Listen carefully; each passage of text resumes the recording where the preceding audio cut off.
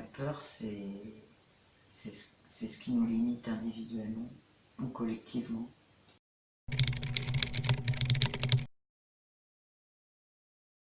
Oh non, il y a toujours beaucoup de peur, mais si tu veux, ce qu'on dit, c'est que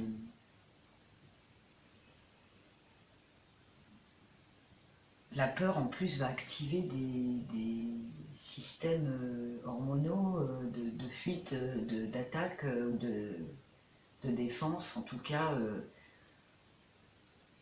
vont couper tous les autres circuits pour pouvoir fuir, parce que en fait, c'est un système qui est plus ancien et plus archaïque au niveau du cerveau, qui est s'il y a un danger, soit il faut se battre, soit il faut pouvoir s'échapper. Mais dans tous les cas, tout ce qui est déjà démarré doit s'arrêter parce que ta vie est en jeu. Si un ours surgit tout d'un coup, il faut pouvoir lui échapper. Et normalement, cette peur-là, elle dure le temps que tu échappes au loup ou à l'ours, et puis après, ben, c'est fini. Ça retombe. C'est pas fait pour durer dans le temps. Et après, il y a un moment de calme et de récupération qui va aller avec. Mais dans la société où on vit aujourd'hui, il n'y a pas ce temps de récupération. Il n'y a pas de loup et d'ours non plus. C'est pas aussi effroyable que ça. Mais c'est constant et c'est tout le temps. Un petit peu, un petit peu, un petit peu. Un petit peu à la télé, un petit peu dans la rue, un petit peu. Ça finit par créer des ambiances anxiogènes, pas forcément conscientes, qu'on capte quand on se balade au milieu des gens. Parce que chacun émet aussi des émotions, de l'énergie et des choses plus ou moins noires, plus ou moins lumineuses. On est tous porteurs de tout ça et on le perçoit malgré nous. Donc par exemple, moi, quand il y a quand il se passe des choses, quand il y a des nouvelles un peu violentes, et que tout le monde en parle et qu'on l'entend partout, même sans moi allumer les nouvelles, etc., je sens que énergétiquement on bascule dans quelque chose qui est pas agréable. Généralement après j'ai l'information, mais on le perçoit malgré nous, on le perçoit de toute façon. Ça c'est la peur dont on n'a pas conscience, mais qui est la peur animale. Les animaux en troupeau, si un prédateur arrive, vont toutes se mettre à courir tout d'un coup pour pas se faire manger. Et elles se communiquent cette peur, et finalement ça leur donne, ça les met en route pour fuir. Je pense que l'homme n'est pas différent des animaux, même s'il est éloigné de sa part animale aujourd'hui et qu'il est très développé, on l'a encore, on ne la prend pas toujours en compte, cette peur, enfin ce ressenti. Mais par contre, on l'absorbe.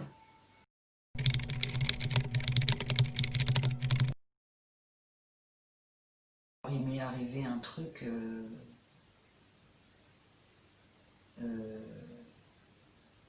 vers 8 ans, j'ai perdu la vue d'un œil. Et alors, on ne savait pas ce que c'était. Donc j'ai eu des lunettes, tout ça. Enfin bon, je pense que le premier ophtalmo que j'ai vu, il était juste nul. Et puis il n'a pas pris la mesure du truc. Et puis, à ce moment-là, donc j'ai eu plusieurs opérations, etc. Et j'ai perdu des temps d'école où je suis pas allée, etc. Et puis les enfants, ils ont été très très durs avec moi quand même, parce que j'avais eu le pansement et tout. Et donc je me suis sentie clairement rejetée. Et j'avais déjà un peu cette différence avant de percevoir des trucs, j'en parlais pas trop. C'est venu rajouter encore une couche. Et puis alors, pire que ça, quelque chose à ce moment-là est venu à mes oreilles, c'était finalement, on touche l'âme des gens à travers leur regard. Et du coup, pour moi, à ce moment-là, avec mon âge et ce que je pouvais en faire, ça a été, je suis seule, jamais personne ne pourra comprendre mon âme puisque mon regard n'est pas conforme, correct. Et du coup, je suis seule. J'ai grandi comme ça. Donc en mode un peu caché, un peu camouflé, pour toujours donner l'image qui conforme qu'on attendait de moi. Mais c'était pas moi. Et moi, j'étais seule, terriblement seule, mais au bout d'un moment, j'étais bien dans ma solitude aussi.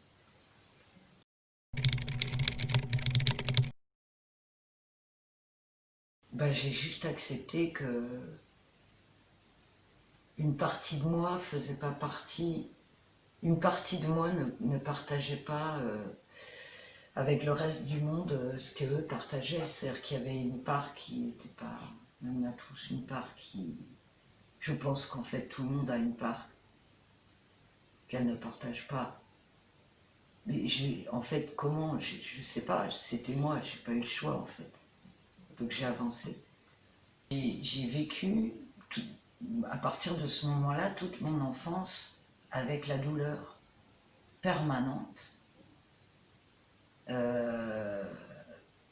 tout le temps. Donc j'ai eu plusieurs opérations, j'ai eu des traitements aussi un peu expérimentaux, opérations un peu expérimentales. Tout ça, ça a généré beaucoup de douleur. Mais il n'y avait pas pour moi de mieux.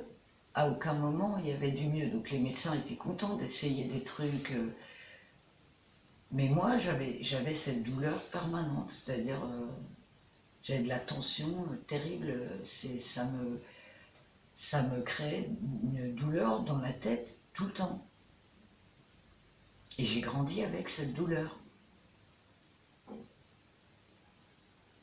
Et jusqu'à ce que j'ai